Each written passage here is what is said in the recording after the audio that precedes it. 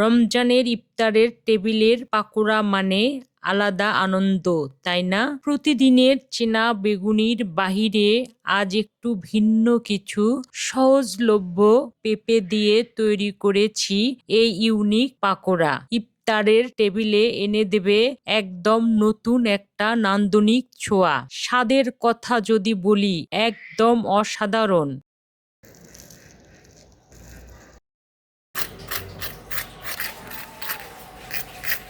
চলুন দেখি কতটা সহজে বানানো যায়। ব্যাটার করার জন্য একটা বোল নিয়েছি, 1 কাপ বেসন দিলাম, মেজারমেন্ট কাপের বেসন কিন্তু চালানো আছে। আর 1 কাপ দিলাম, মোট 2 কাপ বেসন। এখানে আমি যেভাবে পেঁপের পাকোড়া তৈরি করি সেই একটা মেজারমেন্টে সব উপকরণগুলো আমি দেব। এখানে 1/2 কাপ কর্নফ্লাওয়ার আছে, এটা মচমচে করবে লং টাইম। হলুদ রঙের জন্য পরিমাণ মতো, কালো জিরা দিলাম, উপকারী অনেক ঔষধি গুণ আছে। পেঁপেতে উপাদেয়। লবণ স্বাদ অনুযায়ী আমি 1 চামচ দিলাম। পেঁপের কাঁচা গন্ধটা যেন না থাকে সেজন্য 1/2 চামচ আদা বাটা। ময়দা 1 টেবিল চামচ, আমি এভাবে 2 চামচ দেব। চালের গুঁড়া 1 চামচ, মচমচে করবে, আমি এভাবে 2 টেবিল চামচ দেব। প্রথমে অল্প করে পানি দেব।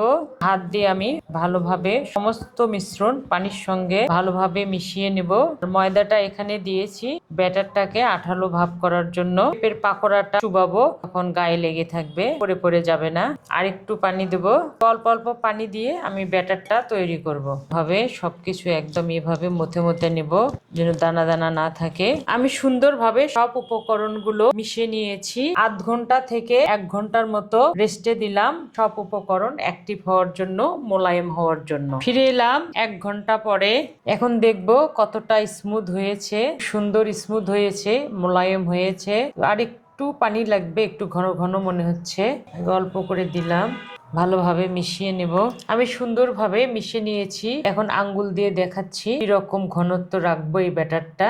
আঙ্গুলের উপর যেন এরকম 1 লেয়ার লেগে থাকে। পানির পরিমাণ 1.25 কাপের মতো লেগেছে। এখানে আমি একটু ফুড কালার ব্যবহার করব।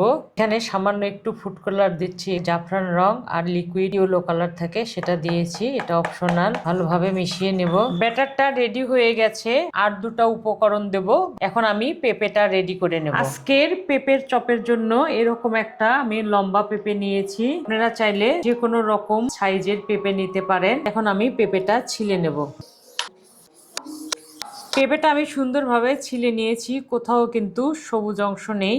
সবুজ অংশটা গায়ে থাকলে তেতো লাগতে পারে। এখন আমি পেঁপেটা ধুয়ে নেব। এখানে পানি নিয়েছি, পানির ভেতরে সুন্দরভাবে ধুয়ে নেব, আঠাগুলো যেন চলে যায়। কাটার পরে না ধোয়াই ভালো। পেঁপে ধুয়ে আমি একটু হালকা করে মুছে নিয়েছি, গায়ে যেন পানি না থাকে। পেঁপেটা এখন আমি কেটে নেব। প্রথমে মাথার অংশটুকু ফেলে দেব। এখন আমি পাতলা পাতলা করে কেটে নেব। পুরো পেঁপে আমি এরকম রিং পিস করে কেটে নিয়েছি। দেখার সৌন্দর্যের জন্য আপনারা চাইলে যে কোনো শেপ দিয়ে কেটে নিতে পারেন। এখন এই মাঝের বীজগুলো আমি ফেলে দেবো, না হলে তেতো লাগবে ভাজার পরে। তবে আমি সব পেঁপের বীজগুলো ফেলে নেব। সব পেঁপে আমি সুন্দরভাবে পরিষ্কার করে নিয়েছি। দেখুন দেখতে কত সুন্দর লাগছে। এখন বাকি উপকরণগুলো রেডি করব। বলেছিলাম ব্যাটারে 2টো উপকরণ দেব। প্রথমটা হচ্ছে সোডা দিলাম, মচমচে হবে, ফুলে উঠবে। সোডা দিয়ে একটু মিক্স করে নিতে হবে।